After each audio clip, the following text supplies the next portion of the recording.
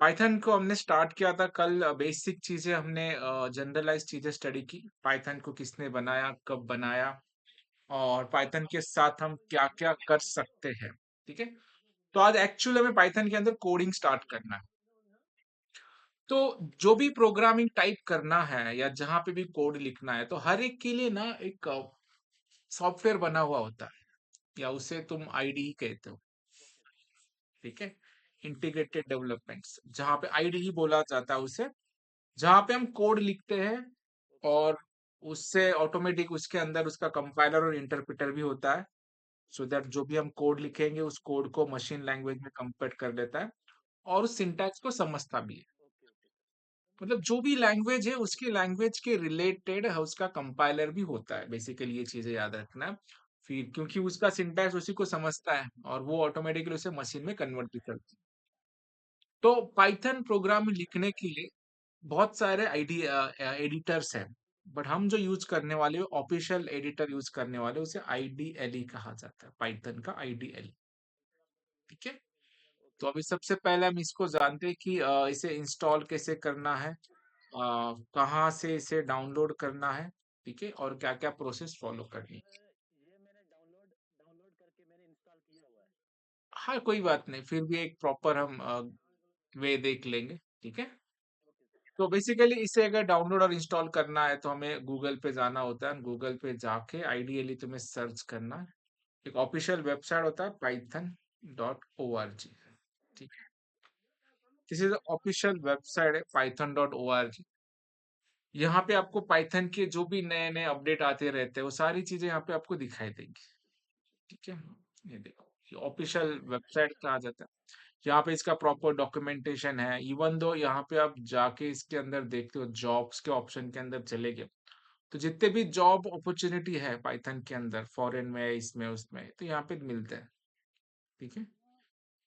तो ये भी है, पाइथन डेवलपर, बैकएंड डेवलपर। सो ये भी। तो अभी हमें फिलहाल फ्रंट पेज पे जाना है, और जो भी सॉफ्टवेयर हमें चाहिए उसे डाउनलोड करना है। तो इसे डाउनलोड करने के लिए हम यहाँ पे डाउनलोड ऑप्शन पे जाएंगे, और ये जो लेटेस्ट वर्जन है पाइथन 3.7, इस पे क्लिक करेंगे। जैसे मैं यहाँ पे क्लिक करता हूँ, इसे डाउनलोडिंग को स्टार्ट हो जाएंगे ये। तो अभी फिलहाल मैंने ऑलरेडी इंस्टॉल करके रखा है, तो मैं फिर से इंस्टॉल नहीं करूंगा, बट एक प्रोसेस बता दूंगा कि कैसे करना है। तो ये डाउनलोडिंग को स्टार्ट हो जाता है, और यहाँ पे तुम देख रहे हो ये स्टार्ट डाउनलोडिंग। और जहाँ पे भी डाउनलोड हुआ है वहां पे जाके इसे ओपन कर। और इंस्टॉल करते समय एक केयर हमें लेनी है, वो मोस्टली स्टूडेंट नहीं करते। तो वो अगर नहीं किया तो फिर मॉड्यूल इंस्टॉल करते समय वो प्रॉब्लम आ जाता है, तो उसे चेक मार्क भी कर लेना है। परफेक्ट। इसे अगर मैं डबल क्लिक करता हूँ तो एक डाउनलोडिंग जो है अपना विंडो ओपन हो जाएगा, इंस्टॉलेशन विंडोज। सो ये वाला। तो इसे इंस्टॉल करते समय ये ऐड एक्सटेंशन टू पाथ करना है, क्योंकि अगर ये नहीं किया तो आगे जाके प्रॉब्लम ये आएगा कि हम तो मॉडल जो भी इंस्टॉल करेंगे प्रॉपरली इंस्टॉल नहीं होगा। तो ये चेक कर लेना है, और इंस्टॉल नाउ पे क्लिक करना है, तो ऑटोमेटिकली इंस्टॉलेशन स्टार्ट हो जाएगा। अभी मेरे पास ऑलरेडी इंस्टॉल्ड है, तो मैं इसे इंस्टॉल नहीं करूंगा। ठीक है। तो अभी हम जाएंगे आफ्टर इंस्टॉलेशन, ये इंस्टॉल हुआ है नहीं ये चेक करने के लिए हमें जाना पड़ता है कमांड प्रॉम्प्ट पे, सीएमडी पे तुम चले जाना है। और यहाँ पे जाके सिंपली तुम्हें पाइथन टाइप करना है। पाइथन। ठीक है। तो जैसे ही तुमने पाइथन टाइप किया तो एक टर्मिनल ओपन हो जाता है। ठीक है। तो इसका मतलब तुम्हारा सिस्टम में पाइथन इंस्टॉल्ड है। ये वेरीफाई करने के लिए आप यूज कर सकते हो कि पाइथन इंस्टॉल हुआ है कि नहीं। सो अगर ये प्रॉपरली आ रहा है, दिस मीन्स प्रॉपरली इंस्टॉल हुआ। अभी मैं डायरेक्टली यहाँ पे अगर 2+2 भी लिखा ना तो मुझे आंसर आ जाता है, क्योंकि टर्मिनल पे सारी प्रोग्रामिंग की जा सकती है। ठीक है। अभी हमारे पास पाइथन क्या है वो समझ में आया है, कौन सा सॉफ्टवेयर चाहिए ये समझ में आया है, और हमने इंस्टॉल भी कर लिया। तो उसे ओपन करने के लिए आपको स्टार्ट पे जाना होगा, और यहाँ पे सर्च करना होगा आईडीएलई। ठीक है। तो ये आईडीएलई है जहाँ पे हम पाइथन की प्रोग्राम्स करेंगे। तो इसे मैं ओपन कर देता हूँ यहाँ पे। ठीक है। तो ये टर्मिनल है पाइथन का, बट हमें पाइथन के प्रोग्राम सेव भी करने हैं, क्योंकि बाद में हम उसे एक्सेस कर सके। तो इसीलिए सबसे पहले क्या कर लेना, एक फोल्डर क्रिएट कर लेना है। मैं जो डॉक्यूमेंट पे चले जाता हूँ यहाँ पे, और एक फोल्डर क्रिएट कर लेता हूँ मैं। ठीक है, चलो सऊदी नाम का एक कर लेता हूँ, सऊदी पीवाई नाम से। ठीक है, सारे प्रोग्राम हम इसके अंदर ही स्टोर करेंगे। तो पाइथन में नया फाइल कैसे क्रिएट करना है, इसके लिए तुम्हें यहाँ पे जाना होता है फाइल ऑप्शन, न्यू फाइल पे क्लिक कर देना। ठीक है, ये अनटाइटल है, तो इसे तुम सेव एज। स्क्रीन दिखाई दे रही है ना?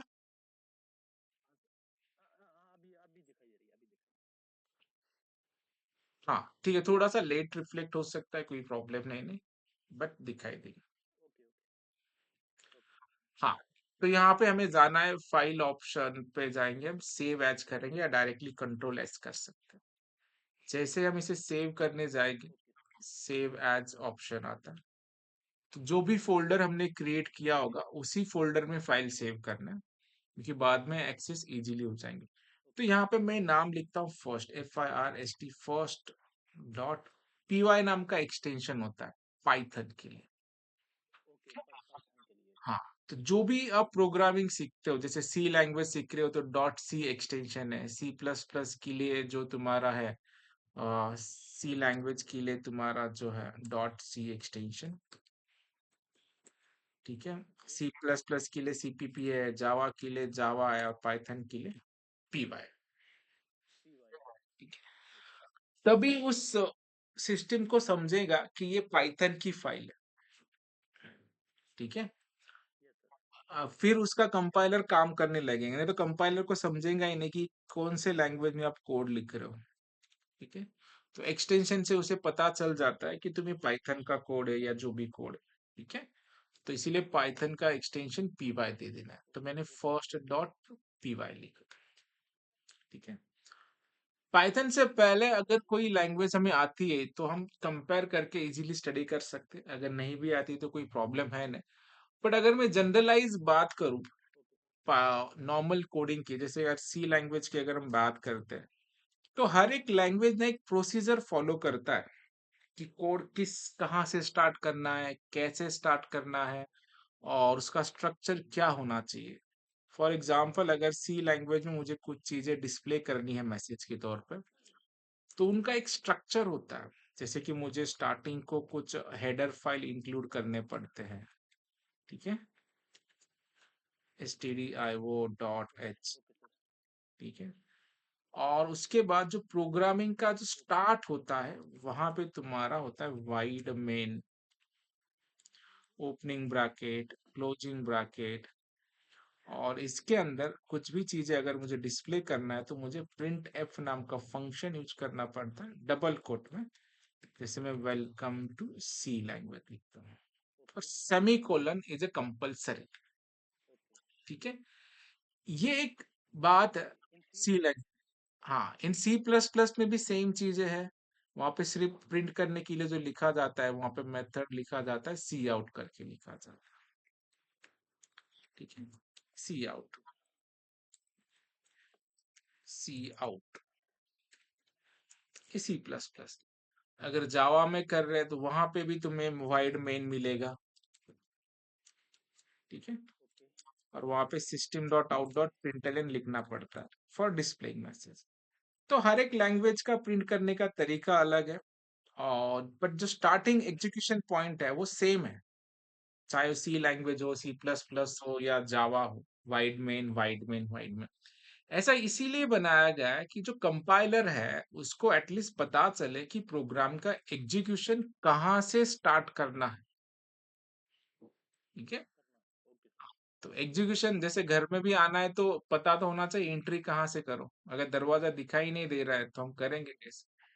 तो उसी वजह से हर एक लैंग्वेज में एक ये होता है कि एंट्री मेन पॉइंट के लिए होता है, और हमें इसी स्ट्रक्चर को फॉलो करना पड़ता है, तब अपना प्रोग्राम एग्जीक्यूट होता है।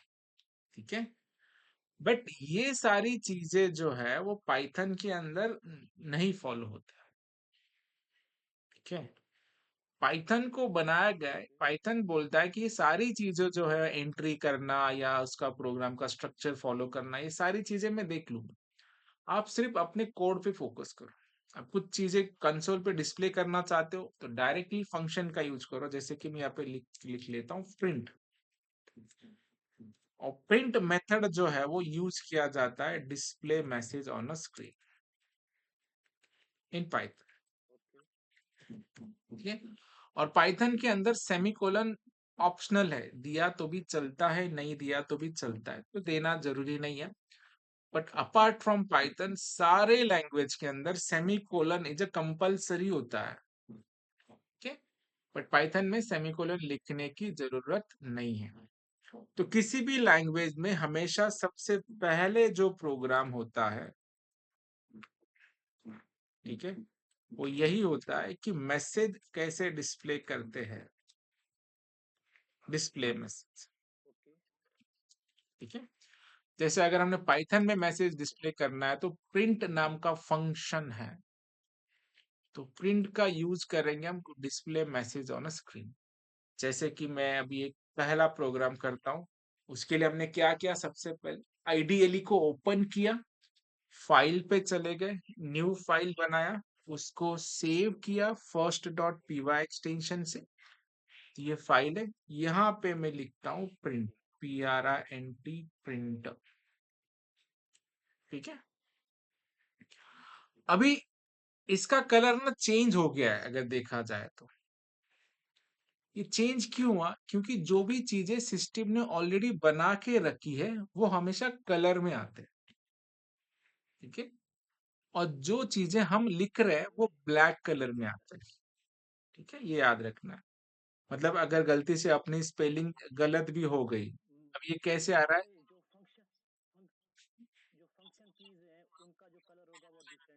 डिफरेंट होगा। जैसे अभी मैं यहाँ पे स्पेलिंग मिस्टेक हो गई मेरे से, तो कलर हो गया इसका ब्लैक, क्योंकि ऐसा है ही नहीं सिस्टम का। ब्लू हुआ है तो मतलब बिल्टी ने स्पेलिंग भी करेक्ट है, तो ये मैच होती है। ठीक है। तो प्रिंट जो यूज किया जाता है तो display message on a screen. ठीक है। जैसे कि मैं यहाँ पे फर्स्ट लिख रहा हूँ, वेलकम टू पाइथन। ठीक है, वेलकम टू पाइथन प्रोग्राम। तो डबल कोट में जो भी चीजें हम जिस वे से भी लिखते हैं एज इट इज प्रिंट हो जाता है। ठीक है। तो इसे मैं पहले एक कमेंट लिखना चाहता हूँ। पाइथन के अंदर अगर कमेंट देना है तो हैश यूज करना। ठीक है। नॉर्मल लैंग्वेज में से डबल स्लैश यूज किया जाता है, बट पाइथन के अंदर हैश। तो मैं यहाँ पे मैसेज देता हूँ कि display, DISPLAY, display MESSAG, message on screen, SCREEN। अगर स्क्रीन पे मैसेज डिस्प्ले करना है तो प्रिंटफ फंक्शन का यूज किया जाता है। ठीक है। Use printf, printf function. सही है। ये हमारा एक पहला प्रोग्राम हम लिख रहे हैं, कोड लिख रहे हैं। अब ये जो कोड है सिस्टम को डायरेक्टली समझेगा नहीं। ठीक है। सिस्टम को कल हमने जैसे देखा कि सिस्टम को जो समझता है वो तो सिर्फ बाइनरी समझता है।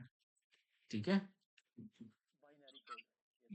तो अभी जब हम इसको रन करने जाएंगे तो इसका जो भी कंपाइलर और इंटरप्रेटर है वो ऑटोमेटिकली सारी चीज को कन्वर्ट करेगा और बाइनरी में, और उसके बाद अपना मैसेज जो डिस्प्ले करना है डिस्प्ले करेगा।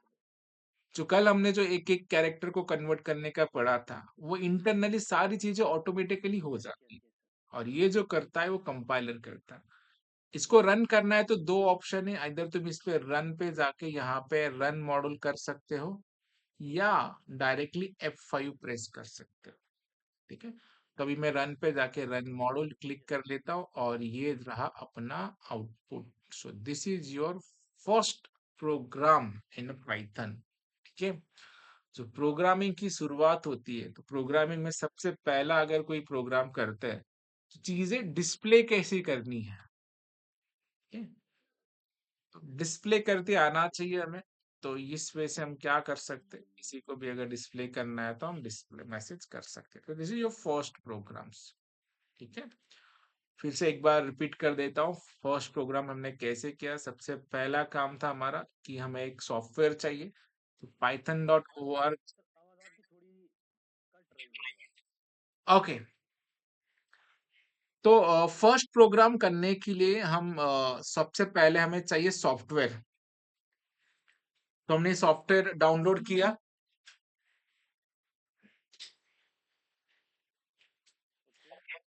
ठीक है। तो डाउनलोड करने के बाद ये आइडियली ओपन हो जाता है। डाउनलोड प्रॉपर्ली इंस्टॉल किया, फिर हम अपने आइडियली पे चले गए, और आइडियली पे चले जाने के बाद ऐसे टर्मिनल होता है। यहाँ से हमने न्यू फाइल को बनाया, और जो भी फोल्डर हमने क्रिएट किया था उस फोल्डर में एक डॉट पी नाम का फाइल सेव किया। जैसे अपने फाइल का नाम है फर्स्ट डॉट पी, तो फाइल सेव किया। और अभी हमें मैसेज डिस्प्ले करना है स्क्रीन के ऊपर, तो मैसेज डिस्प्ले करने के लिए हमें यूज करना है प्रिंटफ नाम का फंक्शन। तो हमने प्रिंट लिखा और उसके अंदर ये मैसेज लिखा। सेकंड है टू रन फाइल। ओके, तो मैं कमेंट में ही लिखता हूँ, to run file use F5। Okay, press use F5 button, F5 function button. ठीक है, सो दैट तो थोड़ा आसान हो जाएगा रन करने के लिए। तो F5 प्रेस करता हो तो ये रन हो जाता है। तो this is our first Python programs. तो किसी भी प्रोग्रामिंग का फर्स्ट जो वे होता है कि how to print a message, तो हमने अभी पढ़ लिया। तो अभी पाइथन के अंदर, यस यस बोलो।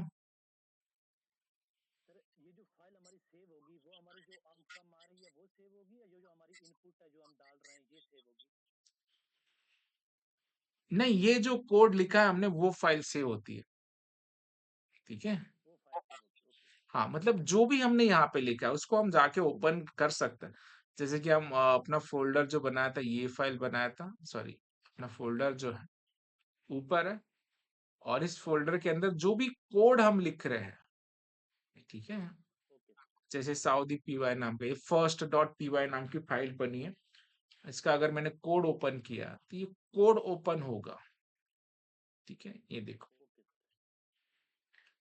जो भी चीजें हम टाइप करें, बट इसको मैं यहाँ से रन नहीं कर सकता। इसे रन करना है तो मुझे इसका सॉफ्टवेयर ही चाहिए।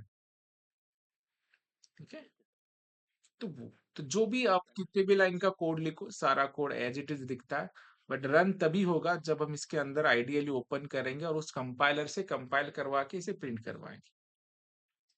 ठीक है, ये बात। अभी कंपाइलर है या नहीं ये कैसे समझेगा, जैसे कि फॉर एग्जांपल मैंने ये डबल कोट लिखना भूल गया हूं। ठीक है, और अभी मैं इसे रन कर रहा हूँ। जैसे मैं रन करूंगा तो हमें एक एरर आता है, तो इसे क्या कहा जाता है, सिंटैक्स एरर।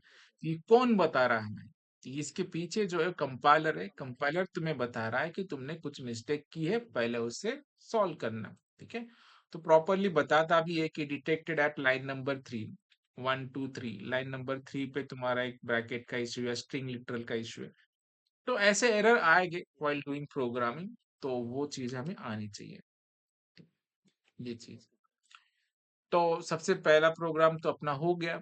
तो अपना अभी हमें सिर्फ तो यही तो नहीं करना है ना, प्रिंट करते ही थोड़ी रह गया, उसके आगे भी तो जाना है।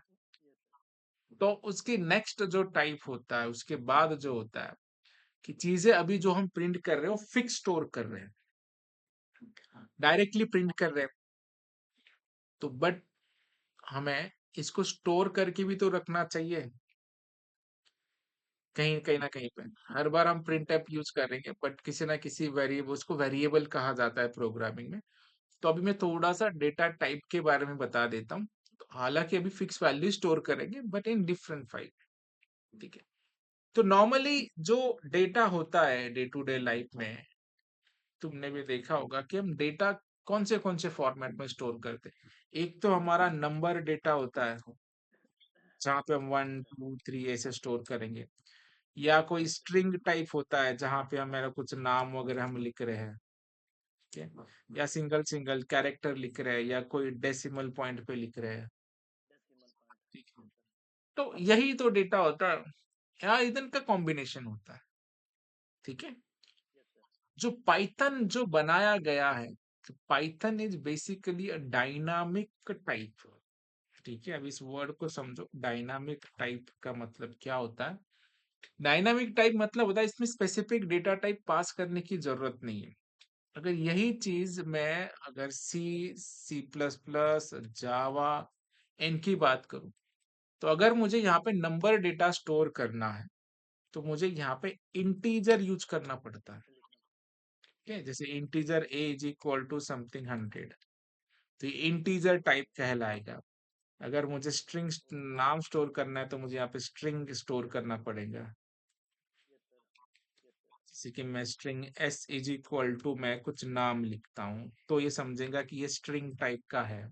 ठीक है, अगर मुझे डेसिमल लिखना है तो मुझे यहाँ पे डबल लिखना होगा या फ्लोट लिखना होगा। ये इन लैंग्वेज की डिमांड होती है, बट इन पाइथन के अंदर थोड़ा सिचुएशन अलग है, क्योंकि पाइथन जो है अपना वो डायनामिक टाइप है। अगर मैं यहाँ पे a इज इक्वल टू 100 लिखता हूँ तो a as a integer work करेगा। ठीक है, तो हमें लिखना नहीं है कि इंटीजर a, वो ऑटोमेटिकली वर्क करेंगे। अगर मैंने सेम वेरिएबल के अंदर कुछ ऐसे डेटा लिखा तो ऑटोमेटिकली इंटरनली समझ जाएगा कि ये जो डेटा टाइप है वो स्ट्रिंग टाइप का है। ठीक है, a इज इक्वल टू मैं फ्लोट भी लिख सकता हूँ, इसीलिए इसे डायनामिक टाइप कहा जाता है। जिस टाइप का डेटा तुम स्टोर करोगे उसी टाइप का डेटा तुम एक्सेस कर पाओ। ठीक है, मतलब इसे कोई अलग से बताना नहीं पड़ेगा कि ये नंबर स्टोर किया तो नंबर, स्ट्रिंग स्टोर किया तो स्ट्रिंग, डबल खोज किया तो डबल। जो वैल्यू पास करेंगे उसके अकॉर्डिंगली ये एडजस्ट हो जाता है या कन्वर्ट हो जाता है। इस चीज को कहा जाता है डायनामिक टाइप, और ये जो है वो स्ट्रिक्टली टाइप्ड है। नंबर स्टोर करना है तो इंटीजर ही लगेगा, स्ट्रिंग स्टोर करना है तो स्ट्रिंग, फ्लोट वैल्यू स्टोर करना है डेसिमल वैल्यू तो डबल ही लगेगा। But in case of Python ये फ्लेक्सिबिलिटी। ठीक है, तो अभी हम ये समझते हैं कि डेटा को स्टोर कैसे करना है। तो डेटा स्टोर करने के लिए हमें एक वेरिएबल क्रिएट करना पड़ता है, वेरिएबल, और इक्वल टू एक वैल्यू हमें स्टोर करना पड़ता है। वेरिएबल का मतलब ये होता है जैसे कि a जो है तुम्हारा भी एक वेरिएबल हो गया, और ये 100 जो है तुम्हारी वैल्यू हो गई। ठीक है, तो ये भी समझो, क्योंकि अभी हमें वैल्यू को स्टोर करना है तो अलग अलग वैल्यू हम स्टोर करेंगे। सो वेरिएबल और ये तुम्हारा वैल्यू। ठीक है, फॉर एग्जाम्पल अगर मैं लिखूं यहाँ पे, तो वेरिएबल सपोज तुम समझो कि n is a variable equal to value तुम्हारा हो गया 100। ठीक है, तो वैल्यू तो ठीक है, बट वेरिएबल डिक्लेयर करने के लिए कुछ रूल्स होते हैं। ठीक है, ऐसे कुछ भी नाम वगैरह नहीं दे सकते। Rule for variables, simple simple rule है, उसे याद रखना, नहीं तो फिर हम वेरिएबल में गड़बड़ कर देंगे तो वैल्यू कैसे स्टोर होगी। वेरिएबल का रूल ये है कि तुम्हें सिंपल क्या यूज करना है, स्मॉल लेटर कैरेक्टर यूज करना है, स्मॉल लेटर। ठीक है, पहला। दूसरा ये है कि तुम नंबर से स्टार्ट नहीं कर सकते हो, not start with number, number से स्टार्ट नहीं करना है। ठीक है, उसके बाद तुम्हें कोई भी स्पेशल सिंबल का यूज नहीं करना है। ओके, स्पेशल सिंबल मतलब no special symbol, no special symbol. Then तुम स्पेस नहीं दे सकते वेरिएबल के नाम में, कि नो स्पेस। जैसे कि तुम्हें फर्स्ट नेम प्रिंट करना है, तुम ऐसे नहीं कर सकते हो एफ स्पेस नेम, ऐसे स्पेस नहीं चलेगा। ठीक है, और क्या हो गया, नंबर से स्टार्ट नहीं कर सकते, स्पेशल सिंबल से स्टार्ट नहीं कर सकते। ठीक है, स्पेस नहीं होना चाहिए, और नो रिजर्व कीवर्ड, मतलब जो भी सिस्टम के कीवर्ड्स है, जैसे कि प्रिंट सिस्टम का फंक्शन है, इफ एल्स, ऐसे कुछ सिस्टम के कीवर्ड्स होते हैं, उनका यूज हम नहीं कर सकते फॉर डिफाइनिंग वेरिएबल्स। चलो अभी हम सिंपली क्या करते हैं, तीन अलग अलग टाइप का डेटा स्टोर करते हैं और उसे एक्सेस करते हैं। तो उसके लिए हम, मैं फिर से एक नया फाइल बना देता हूँ, फिर से देख लेना। हम फाइल पे जा रहे हैं, न्यू फाइल में बना रहा हूँ, इसे मैं सेव कर रहा हूँ अपने ही फोल्डर में जो हमने बनाया था। उसका नाम मैं दे देता हूँ डेटा टाइप py डॉट लिखना py। सपोज अभी मुझे एक नंबर स्टोर करना है तो मैं या एज स्टोर करना है तो मैं एज नाम का वेरिएबल ले लेता हूँ 32। ठीक है, तभी मैं nm नाम का वेरिएबल ले लेता हूँ फॉर स्टोरिंग नेम। ठीक है, तो सब फॉर एग्जांपल मुझे परसेंटेज स्टोर करना है तो मैं ले लेता हूँ जो कि 20। ठीक है, तो 3 वेरिएबल ले लिया है मैंने, नंबर, स्ट्रिंग और ये। बट यहाँ पे मैंने कोई भी टाइप नहीं स्पेसिफाई किया। ठीक है, एग्जैक्टली, बट मैंने वो स्पेसिफाई नहीं किया है। ठीक है, ऑटोमेटिकली वो समझ जाएगा पाइथन, ये नंबर है मतलब इसे इंटीजर की तरह ट्रीट करो, ये करो। तो अब इनको फिर से मुझे प्रिंट करना है और प्रिंट करने के लिए अपने पास मेथड है प्रिंट। ठीक है, जो भी चीजें तुम डबल कोट में लिखोगे वो एज इट इज प्रिंट होगा।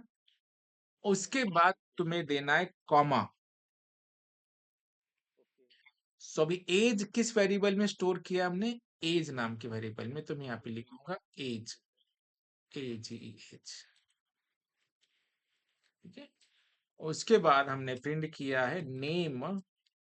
तो मैं यहाँ पे डबल कोट में जो चाहे चीजें लिख सकते हो, मैं name colon is equal to comma, NM नाम का वेरिएबल है, एनएम लिखेंगे। उसके बाद हमने परसेंटेज भी स्टोर किया है, PRINT प्रिंट। जैसे कि मैं यहाँ पे डायरेक्टली ऐसे भी लिख सकता हूँ, कोई फर्क नहीं पड़ता। डबल कोट में जो भी लिखो एज इट इज प्रिंट हो, तो PER नाम।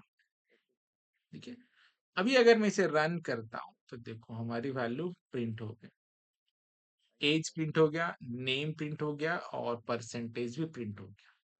ठीक है, तो ये वेरिएबल के अंदर ये वैल्यू स्टोर है। अगर गलती से तुमने वेरिएबल का नाम चेंज किया या नहीं किया तो वो डायरेक्टली एक एरर देगा कि नेम एरर, इस नाम का कुछ है ही नहीं, इट इज नॉट डिफाइंड।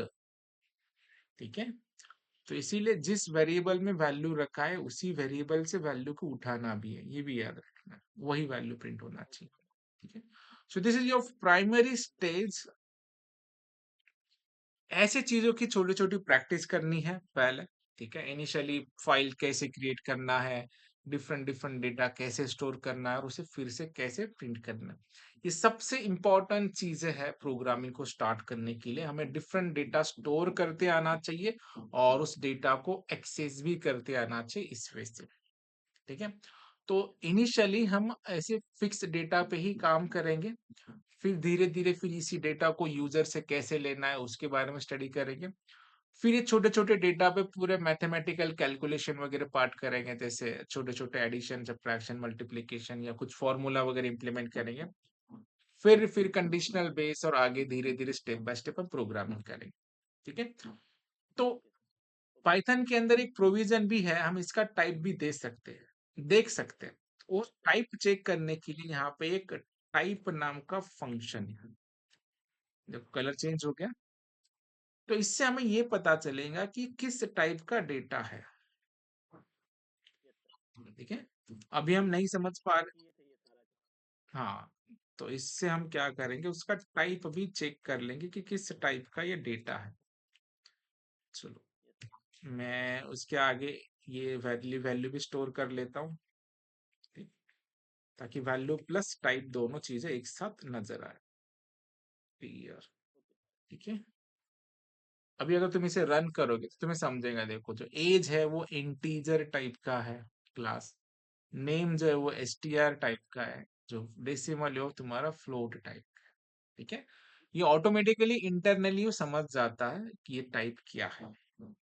ठीक है, तो यहाँ तक थोड़ा थोड़ा प्रैक्टिस कर लो, आपके सारे डिटेल्स जो भी आपको स्टोर करना है, name, address, email, phone numbers वगैरह वगैरह चीजें डिस्प्ले प्रिंट करो, एक्सेस करो। ठीक है, तो इस पे थोड़ा काम करो, फिर हम कल छोटे छोटे कैलकुलेशन स्टार्ट करेंगे, फॉर्मूला वगैरह इम्प्लीमेंटेशन करेंगे। फिर उसके बाद यूजर से इनपुट कैसे लेना है, तो स्टेप बाय स्टेप ये सारी चीजें हम करेंगे। ठीक है, चलो।